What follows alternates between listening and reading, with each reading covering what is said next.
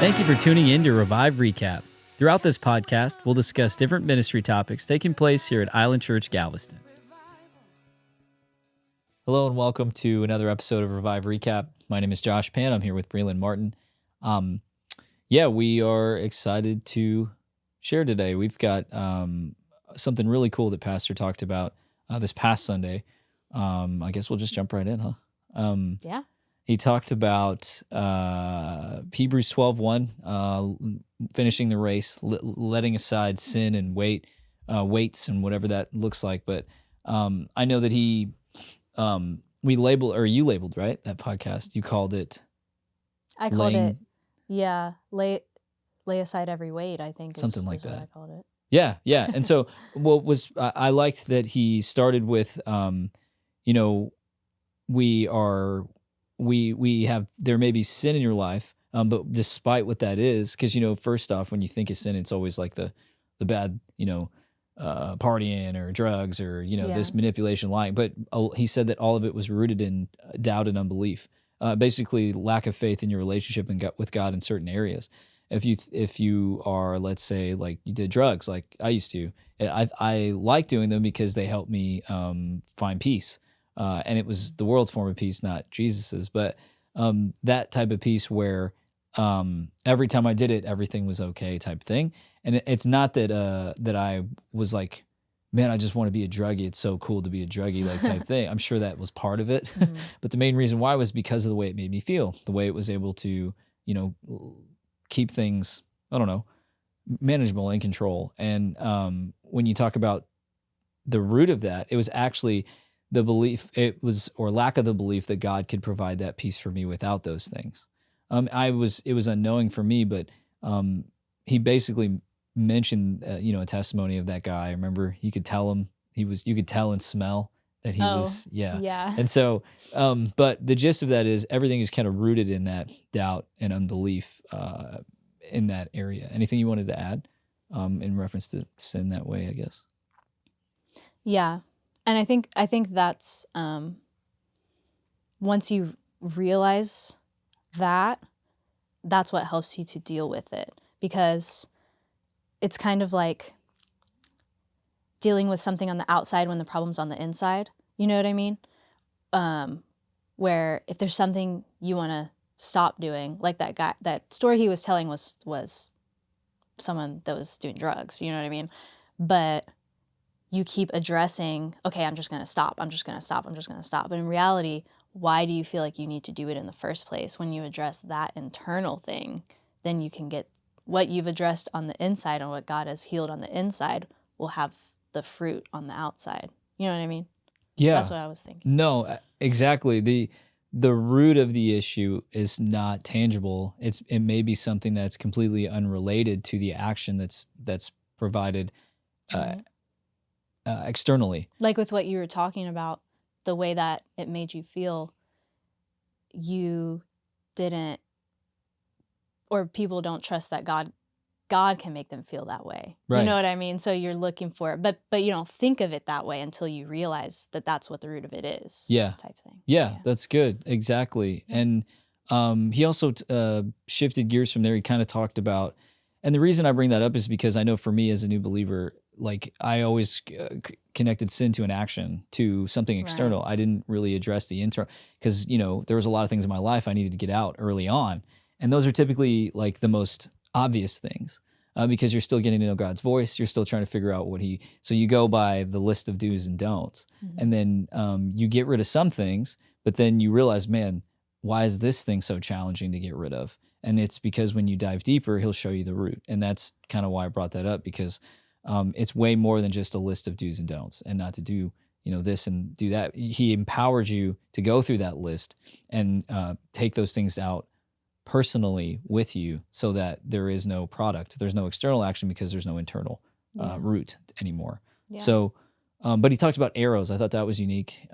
He talked about how, because he read out of the Passion, and it talked about how arrows, they will, they'll wound you, and these are like weights and things in our lives that we may carry along with us that we don't fully let go of. And you carry them long enough, they become harder and harder to finish your race. he also talked about how these are areas of our lives that we don't address. If we don't address, then they become like infected, and they can affect other people. And the illustration behind that is basically saying there are deep-rooted issues that you need to take care of, and if you don't, then they will fester and become worse. And they'll actually, and he even said this, he said, you won't even know that when you're talking and things like that, or some of the things you say are motivated by that cornerstone, albeit a bad cornerstone that's in your house, in your building. Like the idea that Jesus is our cornerstone, it means that, when they would construct these homes or buildings or things like that, they would put something in place and say everything is going to be built off of that point. So our measurements are this, so that you wouldn't have because you can't have 50, different things and then all of a sudden just kind of hodgepodge it together and say, this is our building. You pick a point and then all your measurements come off of that. So that was the idea with Jesus, but we can do that with things that are bad in our lives and not even know it. And pretty soon you have a whole entire house built off of these measurements that are skewed from the point that you're cutting them off of. And I thought that was crazy, because you go back to the list of do's and don'ts we just talked about. That's fine, but then it could be that you're acting a certain way and doing a certain way or thinking a certain thing, and if you're not paying attention, you are doing. If you're not paying attention, you may not even know that you're doing the wrong thing or having the wrong thought process. Am I making any sense? I'm trying to think of an example, but no, I think it's one of those things. Yes, you might not know that you're doing it, but it's not like you can't know that it's this secret thing that you have to figure out, and something is secretly wrong with you and you have to you know what I mean? I feel like it's just because he was talking about being wounded and how the devil wants to keep you wounded, basically. Oh, that's good. And how, because I remember him talking about, I guess, one of my uncles and him being a soldier and all this stuff. And sometimes you shoot to kill, sometimes you shoot to wound. Right. Or the he was M16 versus the M14. Yeah. Yeah, sure. I remember. It was basically you used one to kill someone and you used one to wound someone. Right. And the reason for wounding is so that other people get involved. Yeah. And it takes 2 or 3 people to help a wounded person, which is better than in the battle terms. Right. You can kill one or you can wound one and then make 3 other people come alongside them, making them ineffective, making 3 people ineffective instead of so maybe just that one. goes off of the point a little bit, but I guess just to say it's not an impossibility. It's just a step of growth. Figuring out what are the things what are the things that weigh me down that I have to let go of, and why do they weigh me down? Why is it more difficult for me to deal with this person, or when someone does this type of thing, it hurts me more? What is that? And then God will help you figure it out to help that wound. But when you wallow in that wound and you go and you tell that's what I think of when it's everyone around you, how you always say a boohoo buddy, when you wallow in the wound and you're telling every single person who will listen to agree with you that you are so wounded, that's how you don't even see what you're doing. I think that's how you get to that place that you're talking about, where you're not even aware and you're just wounded all the time. You know what I mean? Or living in that wound instead of working towards being healed and being who God created you to be. Yeah. I think you put it so well. I couldn't think of an example, but I kind of have an idea of what one would be, I guess, because I didn't. Yeah. Anyways, the idea that you're taking these inventories, it's important to do that. You have to learn how and why you're acting the way you're acting, or instead of pointing at the problem, you can point at where the solution should be.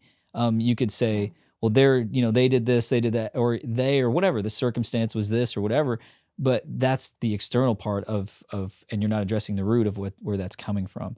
And so, kind of to play to what you were saying, it's important that we pay attention to those things. And I love that you said it's not impossible, because sometimes if you wallow enough, like you're saying, it becomes more impossible, feeling like it's impossible, because you've let this thing grow to be this giant weight, when in reality, starting off, had you had dealt with it then, it would not be an impossibility. It would not be.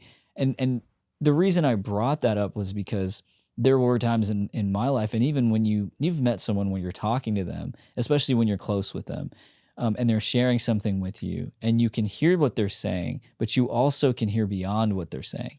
And you're like, oh, they're irritated by this. And they keep saying, oh, I'm not irritated, I'm just saying. Or like, that's a common phrase. Well, no, I'm not mad, I'm just saying. And it's like, okay, but your tone says you're angry. The words you're using sounds like you're angry. Your actions, the situation, and so in those situations where we can kind of hear, I believe that's what God does with us, especially when we go to him with that posture or go to other people with that posture.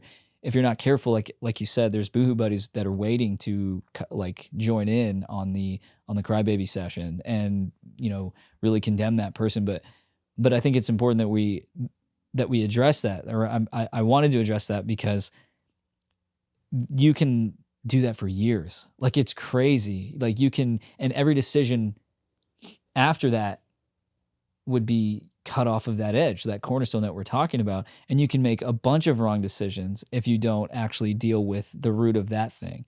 And because there are things in life that will poke at that thing that you haven't dealt with in the future. And kind of like a wound, if you leave the arrow in, right? And you got to put on pants, you got to walk around, you might brush against something and it hurts that thing and it brings that thing up again. And you're like, man, this still hurt, because you didn't actually deal with that thing. And I bring that up because I don't know. I'm the type of person where I'm like, man, if there's anything wrong, I need to fix it. Like, I need to find a way, because I know what it can grow to be if I'm not careful. So I was kind of agreeing with your point too. Yeah.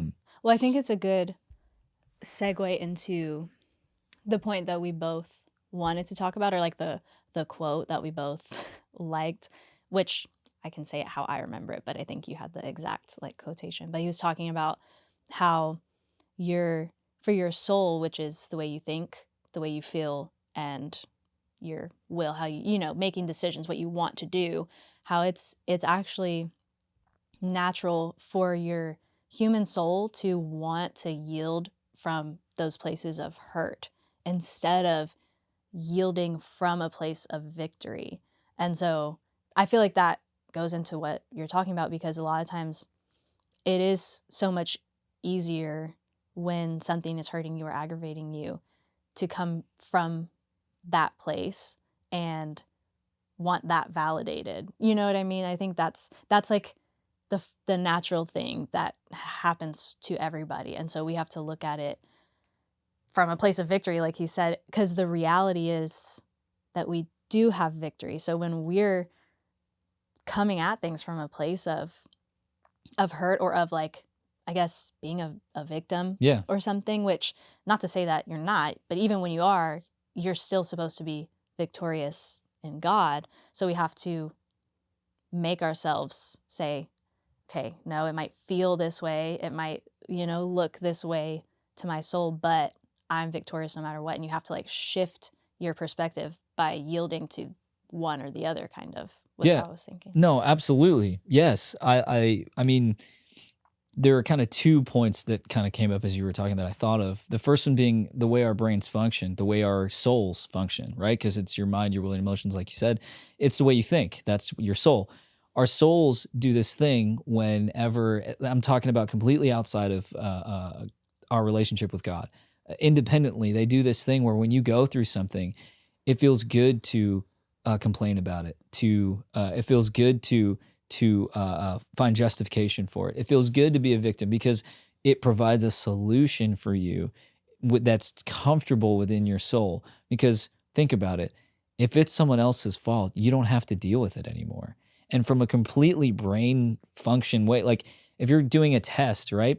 It feels good to finish an answer and move on to the next question. It feels good to oh man, I studied, I took the test, I'm good now. I don't have to worry about it anymore.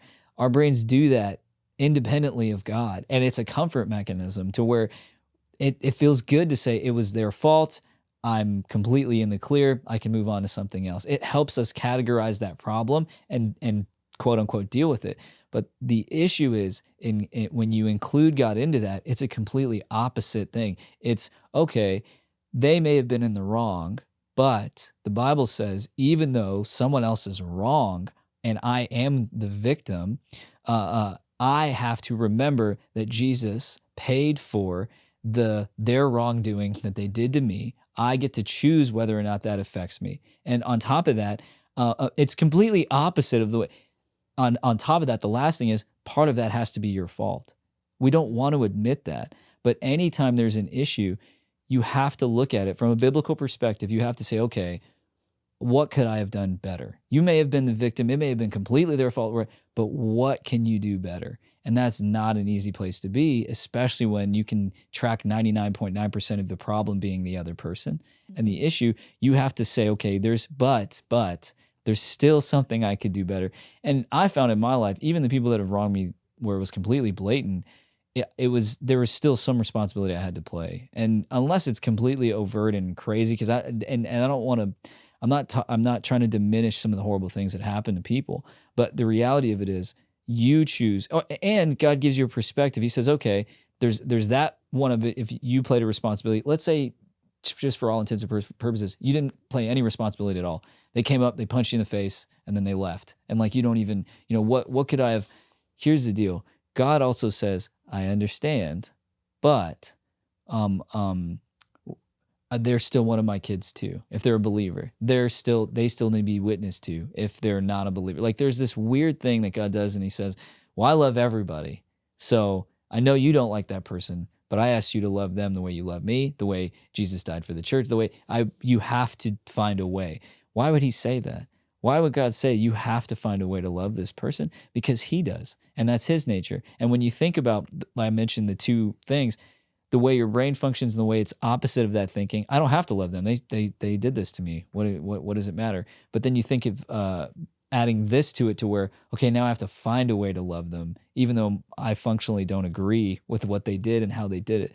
That is a very challenging thing to do. But what God reveals in those times where we're working on ourselves is it's probably tied to something in you that you need to get rid of, that you need to, I don't know, deal with. Does that make sense? I don't even know if I answered the point. I kind of trailed off. No, yeah, but I was trying I was trying to stick with the idea that our minds go in a specific, like you said, in a specific direction. Yeah. And it takes everything to do the opposite of that.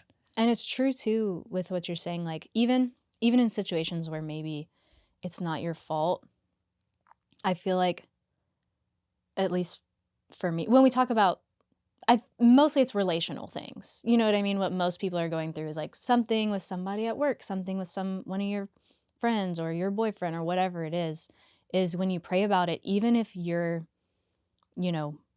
mostly in the right, I feel like God will always give you something you can do to try and give that person an opportunity to make the situation better. Because I've been in situations where I was really aggravated with, different jobs I've had, or a coworker, or someone who, we didn't work well together, and it would aggravate me a lot. And then when I would pray about it, God told me, like, okay, I can remember the specific situation. It was like, bring this person breakfast when you go into work in the morning, was like what God told me to do. And I was like, dang, okay, I see how I'm like looking at this from the wrong point of view, because there's still something that I can do. Like, not all things have been exhausted yet for me to do what God's telling me to do. Like, a lot of times there is something you can do, even if maybe you haven't done anything wrong to this person. You're like, I don't know what I did. If you pray about it, God will give you a way, something else that you can at least try. Then maybe if that doesn't work, he tells you, okay, like maybe just back off, or, whatever it is. But I feel like God will always give you a way to make it better. That's so good, Breland. So we kind of talked about where it starts, how we need to be careful of what comes inside of us, right? And where the root issues are. Then we talked about relational things, which is what we're in now. And like you said, I mean, I think 99% of our problems are going to be relational, because without people, there's no problems. If you're completely isolated, you don't have to deal with anybody. It's pretty easy. But as long as we're going to live, there's going to be people everywhere. So there's going to be problems. So relational. But I love this. I want to switch gears, and you kind of already did it organically. What are practical things we can do, in those situations? What are things that we say, take an inventory. What does that even look like? Like, let's break that up a little bit. And then we can share, like you said, a little bit about maybe what God has shown us in regards to, like, okay, here's what because I've got some weird ones too, like where I was like, man, I got to do what? Like, Yeah. you know, and especially when you didn't want to, because that person was being extremely difficult or things like that. Right. Yeah. So, practically, and I say practical, but most practical things are spiritual anyways. They're rooted in that. I'm talking about roots. So rooted in spirituality, but, so I'll give you an example. Okay. So we get into an argument. Okay. Classic. And Classic. we don't argue. We respectfully disagree. Yes. I think that we've dialed that in pretty well. You were ridiculous. Sorry, I'm sorry. That's so funny. Classic. Yes. Classic Bree and Josh. Classic. We get into an argument, okay? And just for those that are listening, Breland and I don't see eye to eye on just about hardly anything. Obviously, God, we do. Principles, the main thing. But when it comes to taste and even certain things, we just don't. And it's okay. And learning that about our relationship has been a blessing because it's like we can still function and be friends and still do what we need to do, knowing like, yeah, he's not going to like that, or yeah, she's not going to like that. Mm-hmm. But that's okay. And so, but all that to say, we get into an argument, okay? And it's over something really trivial, not a big deal, right? And I'm in the heat of it and you're in the heat of it. And then it's like, okay, well, we end it abruptly because I'm trying to simulate a typical How situation. it would happen. Yeah, right. For not for me and you. No, I mean, but no, for other not people. a classic For other Bree people. and Josh moment, but in general for other people. Okay, we're in the heat of it. What do you do? Like we're in it right now. What do we do? You want me to go first? I can tell you. I'd be like, that's what I do. Cover I'd your have mouth. to stop. I have to back up. So ironically, I'll talk about, let's start with what you shouldn't do. Let's do that. For me, I tend to pry and prod. I want to keep going. It's like an endurance thing for me. I'm like, okay, well, and I'm at the point now where I can control that. I know that like, okay, if I'm feeling angry, I need to get out of the situation because after this, I'm not going to say anything good. But I used to be the type of person, this is what not to do. I would say, okay, we have to deal with this now because it's important to me and we have to figure out who is going to quote unquote give and who's going to take. Who's going to win this argument? Who isn't? We have to figure all this out right now. Mind you, it's over something trivial, like where maybe you put the SD card or something. You know what I mean? Like, and that used to be me. So I have trained myself in the way that we're talking. Why am I that way, God? Why do I do these things? Why does it have to be now? And it's this cognitive closure thing. I have to close the door to this thing so I don't have to worry about it anymore. But that's not always the case. And you may not be the type of person that's ready to deal with it right now. And no you're way, like, dude. Exactly. I'm going to think about it for 3 days because I'm going to be like, because that's but I've realized this is what I have to do because if I am having a situation with somebody and we're butting heads, I don't even know why I'm like mad yet. And so what I say is probably not going to be true of the actual problem or what I'm actually feeling. So I've learned that I have to take time and figure out, okay, what about this bothered me? Why did it bother me that much? And how can I communicate this to this person in a way that they can understand and they, won't take, some type of way and stuff like that. So that's what I do. Right. What I've had to learn to do. Once again, I said we're completely the opposite. Because in me, I'm like, here's the problem. Here's why they're upset. Here's why I'm upset. Here's the solution we need to come to. And that's not fair to the other person at all because I could be completely wrong. I could be wrong about what I'm thinking. But I'm so focused on dealing with the problem that I don't deal with it effectively. Or in the past, it's been that way. But now, okay, so that's what not to do, right? Because I want to deal with it right away. You want to take your time, and you are like, no, it can wait. Like it's and almost can we say an avoidance? Sometimes, yeah. Or it used to be.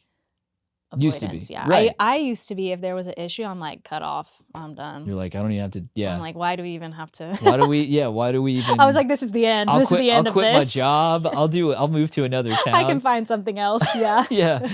But So two different ways. That was the bad. Sure. The bad end. Okay. But now I can honestly, the first trigger for me is emotions.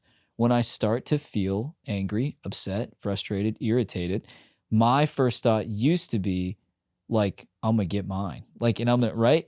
But now it's, okay, dude, like you're not a child anymore. You're not gonna throw a fit. You're not gonna let these emotions. So if it's me against my emotions, then I am going to have to either leave the situation or say, hey, can we talk about this later? Hey, I'm not ready to talk about this. Can I?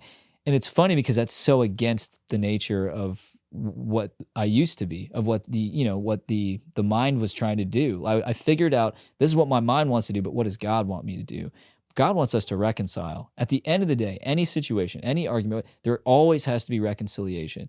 Getting there is what's challenging, but knowing that it has to exist inevitably is what blesses me, because then I'm like, okay, reconciliation. Okay, I need to level with this person, but it's not going to happen right now. There's no way. It's not going to happen right now. Even though I really want it to, it's not. And so I gauge myself, and then I say, okay, and then you do that enough, you can get yourself out of the situation, get with God, and pray. Obviously, pray for them. But anyways, what about you? What are moving from borderline avoidance to where you would say you're at now? Yeah. Well, I think it's like you were talking about, how do you take inventory? And that's what I do. Like I can think of specific situations where like maybe I knew it needed to be confronted. I knew it was the right thing to do eventually to confront it, but I had to take time to figure out what is the root of this, because it's kind of like how you're saying you against the emotion, you know? I think a lot of times emotion, or even the rhythm or process that you used to do that you know is incorrect, like figuring out every piece of that and why it follows that pathway, and can you change that pathway? Right. I think a lot of times the way we think of things, or the way people think of things, is when you feel an emotion, that you are that emotion. And so instead of saying, okay, why do I feel this way? What made me feel this way? What is it that pushed my button? It's sort of like, well, this is the problem. The fact that I feel this is the problem. So it can't be fixed because this is just how I feel. When in reality, there's a reason you're feeling the way that you're feeling. You have to ask yourself that question. Root versus the fruit, right? That's what we've been talking about. Yeah. Yeah. Sorry, I didn't mean to cut you out, but you were saying identifying with that emotion is identifying with the product of the problem, not the actual root of the problem, not the source of the problem. And but if you've never looked that far, you might not know. I tell the kids this all the time whenever we talk about temptation and things like that, is that what you feel is not who you are. Just because you feel angry doesn't make you an angry person, right? Because everyone feels angry. That's an easy one to look at from the outside and be like, well, of course, like I'm not necessarily an angry person. But sometimes when a situation happens, because you feel something, it can be no other way. That's the way that things are, because you just feel it that strongly and that big, when in reality, when you take a step back, you look at it from the other person's perspective and your perspective, and you look at it, from all sides, and pray about it as well. Yeah. Because sometimes the only way you can get someone else's perspective is when you pray about it, and God will help you understand their end of it, or how God sees them, and stuff like that. So let's switch gears in that direction. So we had the argument. We figured out, okay, we talked about what not to do and then what to do, but it's not a switch that gets flipped, because in life, and you've experienced this, everyone will, there's going to be conflict everywhere. And this conflict is not going to be similar. It may be similar to another conflict. It's not going to be the same. So in dealing with this conflict, and we kind of narrowed it down to relational things when it comes to the weights and the doubt and unbelief, to tie it back to kind of what we've been talking about, the root of the issue goes back to doubt and unbelief.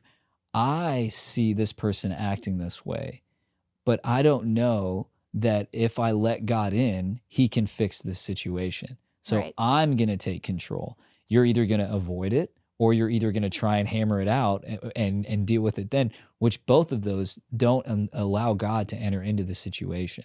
So when it comes to conflict, I think, and this is just me, we may develop quick tools and ways to deal with it then, But I think ultimately and definitely we have to go to God after the situation happens, or in between, or in the middle. Because in either situation where we both mention what we were doing wrong, you have to go to God to deal with the situation. Because if I deal with it too fast, come to a quick solution and hammer it out and whatever, he's going to tell me you're going to have to go back. I can't tell you how many times he's done that, where he's like, yeah, you thought it was over. It's not. You need to go back and apologize. Here's what I wanted you to say. Here's what. But in your situation, it may be, hey, next time you can deal with this a little bit sooner. Like you can, here's what, right? So ultimately we have to go to God. So, and we've got a few minutes, but what does that look like practically? So we've been through the argument. We kind of had this thing. And then I would say that we haven't reached true reconciliation. It may be we've reached, I just don't want to argue anymore. Let's just push off it, which is dangerous to do as well, because it's kind of like you said, you're just like, nope, cut off. Essentially, that's what you're doing when you don't find reconciliation, no matter how you reach that point. You're saying, oh, well, you know, whatever, I'll just deal. It's not that. And you don't realize that situation, because it isn't, God hasn't brought y'all to reconciliation, it's another target for the enemy to use when you talk to that person again, when you interact with that person again, or when you get into another conflict with that person again. You run through the litany of the things they've done since you guys have met. You know what I mean? Like that's very dangerous when you don't close those doors and you leave them open. So practically, we've had that moment, all right? And we just both kind of said, all right, that's all right, whatever. Like, and then we were respectful. We finished our work. We, have a good day, you know, blessed and whatever. And then I go home to my wife, and then I'm like, hey, sweetie, you're not going to believe what happened today. And I tell her about the situation, and I'm clearly upset. And you go home to your roommates and you say, you know, hey, this is what happened today.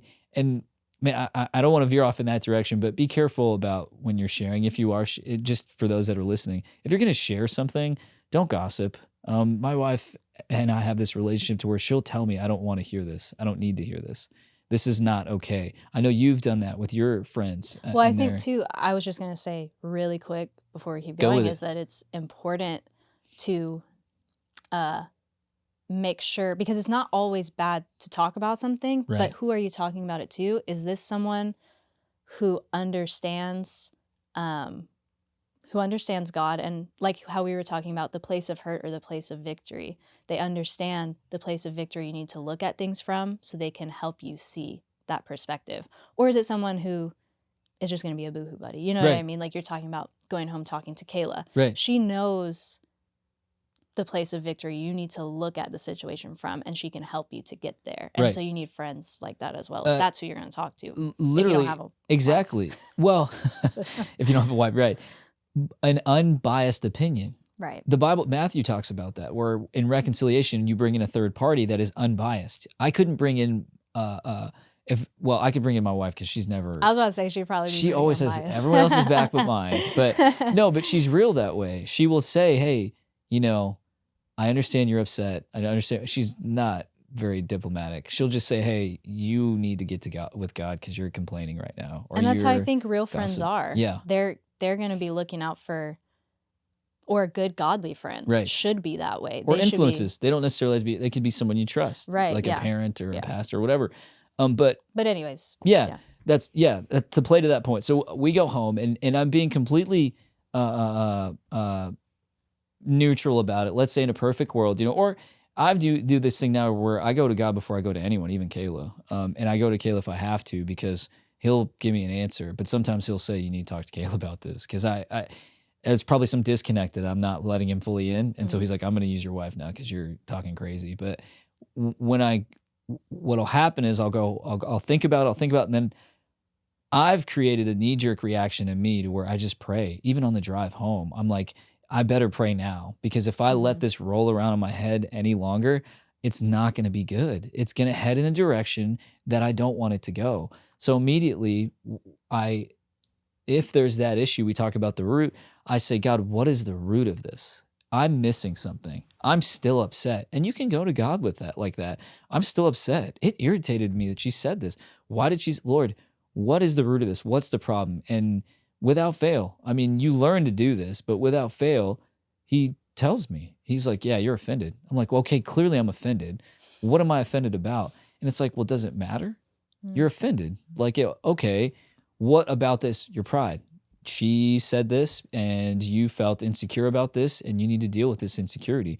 It's like he has a really unique way of humbling you, right? That's the way God is. But practically speaking, that's what it looks like for me. I literally will pray and then I'll start to attack the problem, the thought process, the pathway, whatever. And I'll say, okay, God, I need to let you in. Let me invite you in.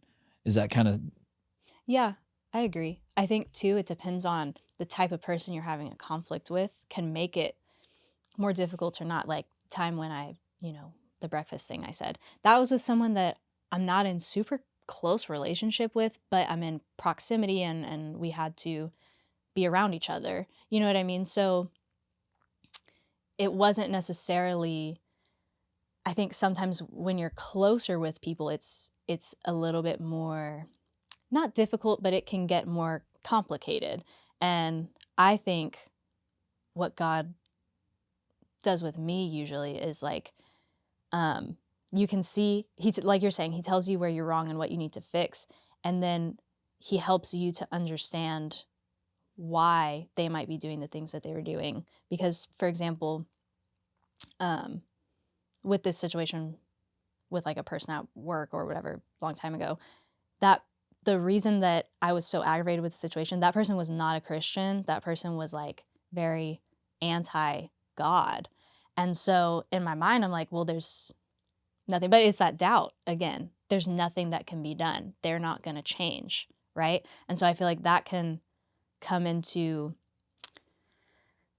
your thought process without you realizing, and that's actually, you don't realize that you're doubting. And then God will show you like, no, they're acting this way because they don't have any hope in their life because they don't believe in me. Or if it's someone you're close to who maybe is a Christian, they're acting this way because, they won't deal with this, or this has happened to them and they won't let me heal it. And I can't make them let God heal it, if that makes sense. You can't make them, but God will show you how to love them and help them, because you can't make anyone do anything. Even if they are having an issue and it's causing an issue with you, you can't force them to do anything, but you can still, God will give you a way to help them or to love them. Bree, that is so good. I don't know what's going on with you today. You're organically leading it like to where you want to go. Exactly. It's been great. And not to where I want to go, but where it's really creating this linear path in what we're talking about, which is fantastic. But you're talking about, okay, we had the issue. What not to do, what to do. I'm just recapping. You keep referring to us, but I keep referring to well, and then right, people. Sorry, It's and then funny. Yeah, this isn't based off of real life. I promise. There's nothing we've been through Yeah. where I've had to. Anyways, I'm teasing. But you get to the point where okay, you're praying, and here's what's cool. You could be a part of the problem, but God wants you to be a part of the solution. Always. Always. And whether you see it or not. And you're that element of change. And it's funny because you're like, well, this person's been a Christian forever. They should know better. Or this person's older than me. They should know better. Or this. And you can find every reason to not be the solution. But if you decide to actually hear God and challenge yourself, you'll find that in the root of the problem that's in you, if you let God into that, it will grow. In the same way an infection will fester and infect other people, that will grow into something that will bless other people. And I love that you're saying this because that's happened countless times to where, and that dynamic was so cool. If you're close to them, it's more complicated and it may be ongoing or a different thing. But if you aren't, what's unique about what you said and what I really liked was he will show you, okay, this is why they're acting this way.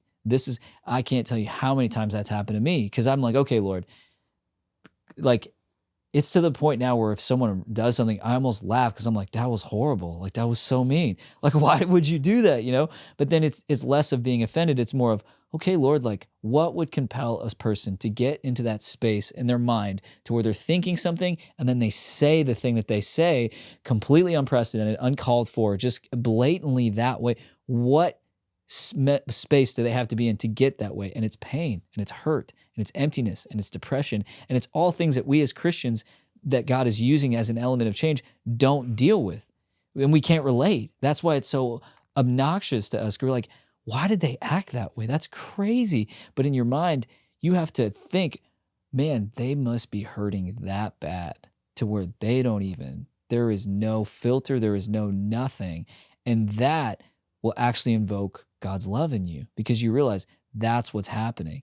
Whether they're a Christian that's not addressing an issue where God's trying to help them with, or whether it's a non-believer who doesn't have God at all, that's pain that God is showing us in them in this situation. And you can choose to partner with that pain, take some of it and put it in yourself and become a victim, or you can become part of the solution. Witness the pain, let God show you what they're going through and treat them. And I heard this, I don't know where, basically, God probably went through 10 other people that took on the pain, and he came to you to say, okay, you're the last resort. You're one of the, not last resort, but you're one of the like few people that has to do something different because I'm trying to reach that person through other Christians that aren't doing this correctly. Wow. And so you will be that, you could choose to be the answer or let him be the answer through you, or you could choose to be a problem just like everybody else was. There are always those people in our lives that no one wants to deal with, that everyone's like, oh no, he's just like that. And 15 other people will agree. Yeah. Let them do their own thing.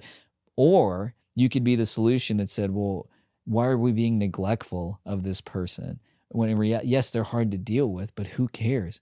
He's not putting you on a cross, is he? Literally. He didn't shoot you. He didn't beat you. He didn't whip you. What's the problem? It's uncomfortable. Why is it uncomfortable? Because this person is crying out so loud that he or she can't get along with anyone. And instead of seeing the God in them and being the solution, we choose to be like everyone else and say, well, they're just hard to deal with. There's nothing you can do. And I get it. There are people that are just plain difficult. That makes sense. But I love the perspective that you brought of just, you could be that solution in their life. You could really help them. God could use you to help them in that way. And he'll show you what's going on with them on purpose, so that you can help them reach that point. Does that make sense? Mm-hmm. Yeah. Yeah. Cool. Yeah. I feel like it ties back into the message as well when he was talking about how things will change when you make the decision that they're going to change. Because he was talking about for yourself. And I think he was talking about for yourself because you're laying aside, the weights and stuff like that. Yeah. And I think, too, with what we were talking about in the beginning, if you're not doing the stuff we were talking about in the beginning where you're taking inventory of yourself and, choosing to look at things from victory and going through that growth process, dealing with other people, taking that next step is going to be even more... You're incapable. Impossible, because you have to be able to take care of your own emotions and learn and grow in your own to then be able to... be a blessing to others. Exactly, yeah. Or curse, like you said, if you're not. Bless other people and stuff like that. And so I think a lot of times people just hope, oh, I'm gonna pray for this person, that God changes them, that God is gonna... And he's like, what are you doing? And he's like, I'm telling you to bring them breakfast. Right. That's gonna, make a difference in their day, or whatever it is that he's trying to get you to do. To get through to them. Yeah, so, and not that it's your responsibility. You have to do what God is telling you to do up until that point, you know what I mean? As long as you're following what God's telling you to do, it's not on you, it's on God. And that's why you can trust that it will be okay and that it will get done. It's on God. I agree. You don't want to fall into that category of, well, Lord, you showed me and just bless them. Lord, bless them, because they say pray for your enemies, right? Well, bless them, they're going to be, and you give this like weak answer of like, essentially what you're saying is someone else will deal with it. It's no big deal. God, I prayed for them like you said. Technically, I obeyed scripture. You're good. Instead of actively making that change. And also, you're right. I like what you said about how if you don't know how to do that, you're not going to be able to do that for others. But what's interesting is, what are we really saying? We're saying if you don't know how to let God into your life, you will not be able to show other people how to let God into their lives. That's good, yeah. There's no, you can't just, there's no experiential, what's the word I'm looking for? Like, you can't share what you don't have. Right. So it's almost like telling someone to do something but not showing them. And that is not good, because then you're just barking at them. But you will have experiences in your life where you've let God in and deal with the hurt and the pain and stuff.